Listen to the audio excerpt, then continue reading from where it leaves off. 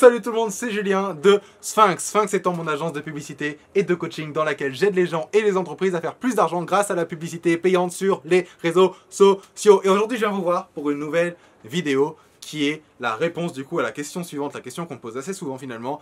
Ouais mais Julien, le temps de livraison, est-ce que c'est pas un problème? Est-ce que franchement, je pourrais vendre quand même si ça prend 2-3 semaines pour livrer, peut-être même plus parfois en fonction des pays, tatati tatata. Ok. On va répondre à tout ça maintenant. Par contre, juste avant, si t'es pas dans la communauté Sphinx francophone sur Facebook, je vais te demander, s'il te plaît, de cliquer sur le lien ci-dessous et de la rejoindre parce que je sais pas ce que tu fais, mais c'est le meilleur groupe sur Facebook quand on en vient à l'entrepreneuriat, au dropshipping, au e-commerce, etc. Donc, tu vas venir cliquer là-dessous, nous rejoindre, rencontrer tout le monde, te faire des potes là-dedans. On est là. Oh, merde. Ok, bon, bref, c'est parti. Du coup, réponse à la question. D'accord? Et aussi, au passage, abonne-toi, clique sur la petite cloche pour avoir les notifications pour les prochaines vidéos, tout ça. Ok? Genre, ça reste entre nous, ok? Je dirais pas que tu t'abonnes. Abonne-toi. Ok?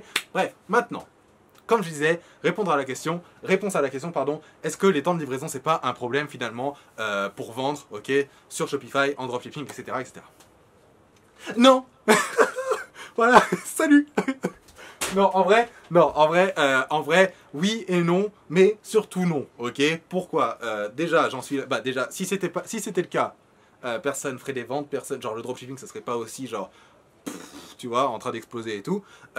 L'idée, c'est que moi, ça m'a pas empêché de faire des centaines et des centaines et des centaines de milliers d'euros de ventes, ok, en dropshipping. Pourquoi? Parce que, déjà, ils sont au courant, d'accord? Genre, je le mets partout, je le mets dans la description de mes produits, je le mets au moment de payer, tu sais, genre je mets même déjà dans la FAQ, tu sais, dans la truc, la foire aux questions, là, comme ils disent en France. La foire aux questions. Je le mets dans la description de produit, je le mets dans le checkout, tu sais, dans le passage en caisse, au moment de choisir la méthode de paiement, tu sais. Je mets méthode de paiement, ça va être livraison standard, entre parenthèses, 2 à 3 semaines, par exemple. Attends 2 secondes. Pardon. Ah. Du coup, je le mets partout, ok? Donc déjà, ils sont au courant. Je veux dire, si t'achètes que t'as pas vu, faut être teubé au bout d'un moment pour pas le voir. Genre, vraiment, je fais tout ce qu'il faut pour que celui qui le voit pas, faut que ça soit un mec qui soit pas capable de fermer une porte. Tu vois ce que je veux dire ou pas? Faut vraiment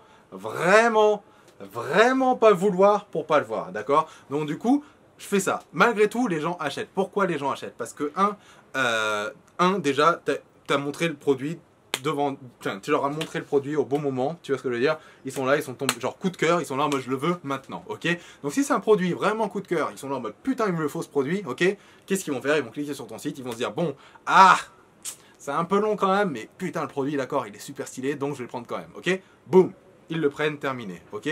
Ensuite, il est vraiment super ce produit. Il est un peu long à la livraison, mais il est super. Et en plus de ça, il y a genre ça de réduction et tout. C'est un super deal et tout. C'est pas grave, tant pis, je prends le produit. Bref, ça va être ça, d'accord? Ça va se passer ça va être un petit peu plus tranquille dans sa tête que dans la mienne, d'accord? Mais ça va se passer comme ça, ok? Donc en gros, genre coup de cœur, ils vont penser que c'est une super offre de ouf parce que en soi, tu leur fais une super offre de ouf. C'est un produit qui est genre, voilà, coûte normalement, genre tant. Bon, normalement, toi, il te coûte tant en tant que fournisseur, mais normalement, genre sur le marché, ils pourraient le trouver à temps, tu vois. Mais toi, tu leur vends à temps, je sais pas, par exemple. Donc du coup, super deal et tout. Il y en a presque bientôt plus en stock. Ok. Voilà, donc du coup, en gros, tu es là en train de leur faire un cadeau, tu es là en train de leur offrir un super produit super cool qu'ils n'ont jamais vu avant, super original, qui leur plaît trop, etc., etc. Ils sont là en mode bon, c'est super et tout. Allez, la livraison est longue, mais bon, c'est pas grave. Tu vois, genre en gros, ça compense en fait. Tu vois, c'est un peu le principe de la réciprocité. Je sais pas si tu connais le principe de la réciprocité, mais le principe de la réciprocité, c'est quoi? Le principe de la réciprocité est le suivant.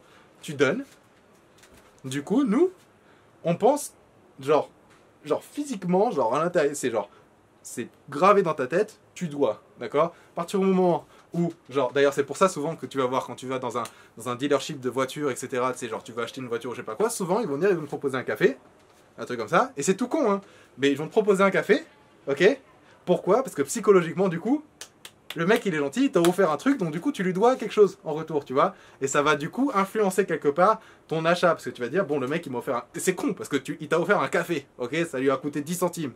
Mais toi, dans ta tête, tu lui dois quelque chose. Tu vois ce que je veux dire ou pas? Si quelqu'un t'invite, tu vas te dire, ok, je lui en dois une, je vais le réinviter, tu vois ce que je veux dire ou pas? Et c'est toujours ça, le principe de la réciprocité. Bon, j'espère que t'as compris, c'est réciproque, voilà, bon, ok.